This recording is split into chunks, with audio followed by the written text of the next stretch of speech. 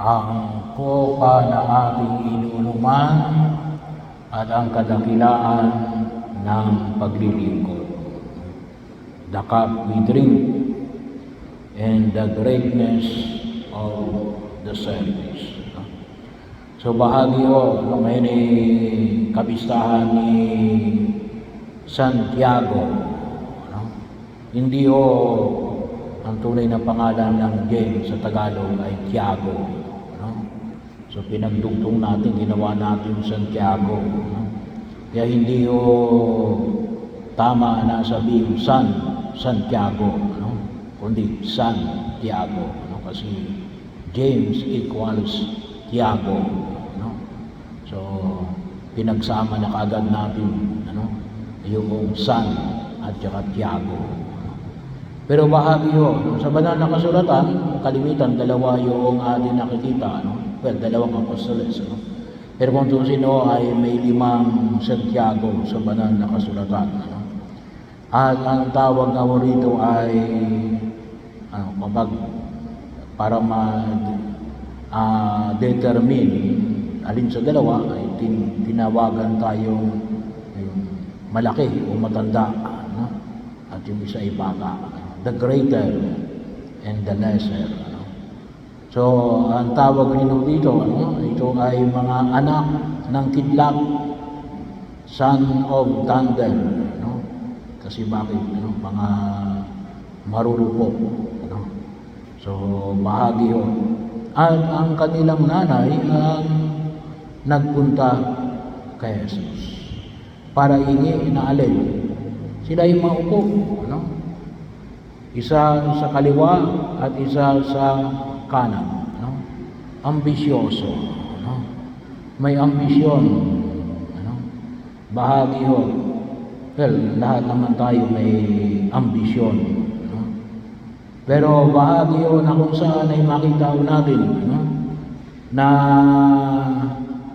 ang kanilang ambisyon ay, well, maupo sa kaliwa at sa kanan. Kailan, panyaya ni Jesus na alin? Kaya nyo ba? Kaya nyo ba? Kasi every ambition ay may presyo yan. May presyo. Kaya nyo bang inumin ang kopa na iinumin ko? So, at sinabi naman, kaya nila. At sabi nga ni Jesus, magagawa nga ninyo. At yan ay pinatunayan naman ni Santiago. Sabi nga natin, siya yung una sa mga alagad na naging martir. Siya ay namatay sa kamay ni Herod Agrippa. Matagpuan natin yan sa Gawa ng mga Apostol, chapter 12, verse 2. Dalawang Herod sa Ebanghelyo. Yung King Herod the Great at yung King Herod the Agrippa. Magtatayo yun. Itong pumatay kay Santiago ay Herod the Agrippa. Ito rin ang nagpapatay kay San Juan Bautista. So bahagi na kung saan makita natin ay dumanak ang kanyang dugo sa pagpapahayag ng mabuting balita ng pagliligtas ng buong may kapal. Natagpuan din natin sa Ebanghelyo, ang pangalawang punto ay alin? Yung galit, indignation ng mga natitirang mga apostoles, yung 10. Bakit? Ay, kayo lang ba ang may ambisyon? Kami rin. Gusto rin namin maupo sa kaliwa at sa kanan sa kaharian ng Diyos. So bahagi. Bakit? Sapagkat sabi nga natin, ay ito yung kultura. Yung kultura ng panahon ni Jesus. At kahit na hanggang ngayon, we would like to become powerful and sabi nga natin ay may kapangyarihan, mayaman, tanyag, ano? May impluwensya. Ano? Gusto natin na tayo ang nasusunod. Kaya lang, nakita rin natin yung alin. Yung hamon ni Jesus, ano? Yung tinatawag natin yung ibang uri ng kadakilaan, countercultural standard of greatness.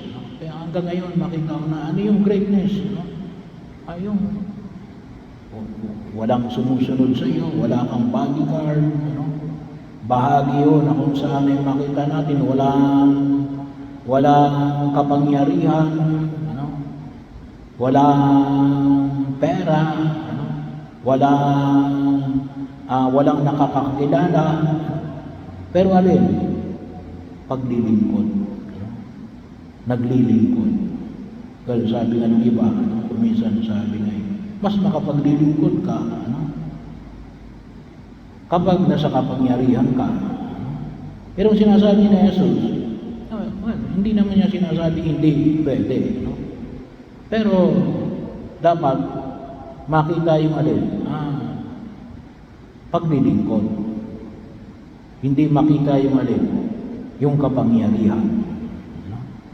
Pero ito yung panyaya na ipinapamanig sa atin ng buong may kapal sa Ebanghelyo na narinig natin kay San Mateo. Ano yung hamon?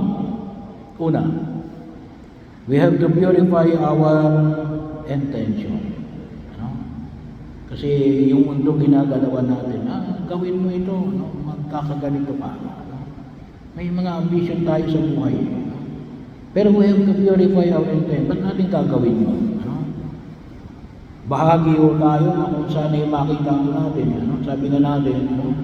Sa mga pagkilos na yan, ano? Ay sana, ano?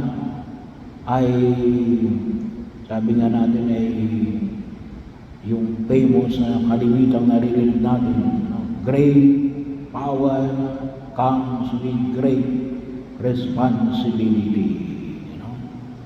Sana makita natin yung alin, mapahalagaan natin yung responsibility, no? Na tunay nating pangalagaan ang pagkilos. Sana, no?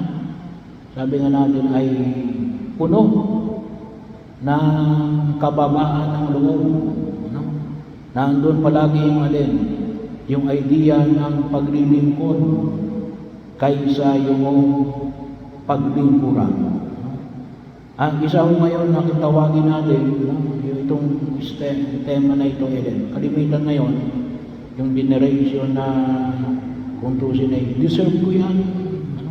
Yan na yun ang deserve ko yan. Ano? Hindi yung out of service. Ano? Bahagi yun. Ano? Alam nyo, sana ma-amplify natin yung mga naglilingkod. Sa US, yung mga naglilingkod sa bayan, kalimitan na rinilig nyo, no? Yung kalimitan, no? Thank you for your service. No? Pinararangalan. Mayroon silang kultura na gano'n, no? Kapag makita na ito'y naglingkod sa gobyerno, sinasabihan sila na, thank you for your service. No? Tayo kaya, do we take people who are serving us? No? Pero yun ang paunang paanyaya, no? Ay sana makita na purify our intention. No? Saan larangan man tayo ng mundo kumikilos.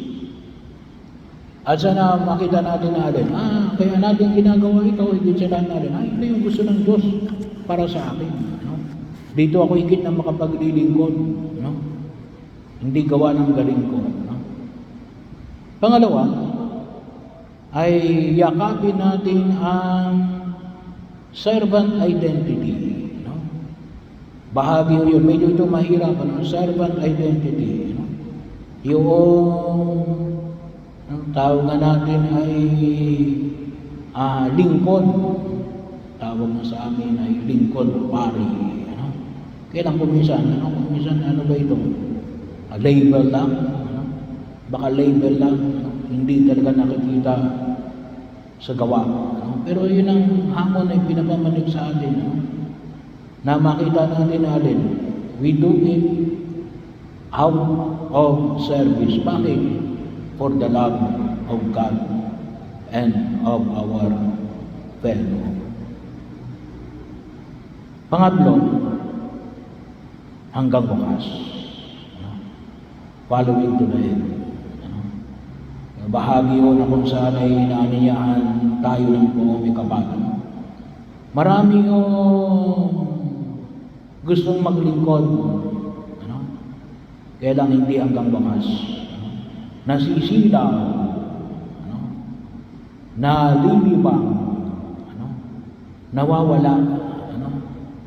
Bahagi naman, lahat naman ay gustong maglingkod. Yan nga ang conclusion, lalong-lalo na kapag malapit na naman ang eleksyon, magkakaroon ng barangay election, marinig yung palagi yan, gustong maglingkod. Kaya lang, ipanalangin natin, hanggang wakas. At nakita natin, na si Santiago ay ipinamanig niya ang kanyang paglilingkod hanggang kamatayan. At ito yung hilihin natin sa harapan ng buong may kapal. Sana magkaroon tayo ng tunay na aspeto ng pagkilos na kung tutuusin ay alin. Ma-sustain natin yung maganda nating intensyon at mga gawain na makita ito hanggang sa huling sandali ng ating buhay.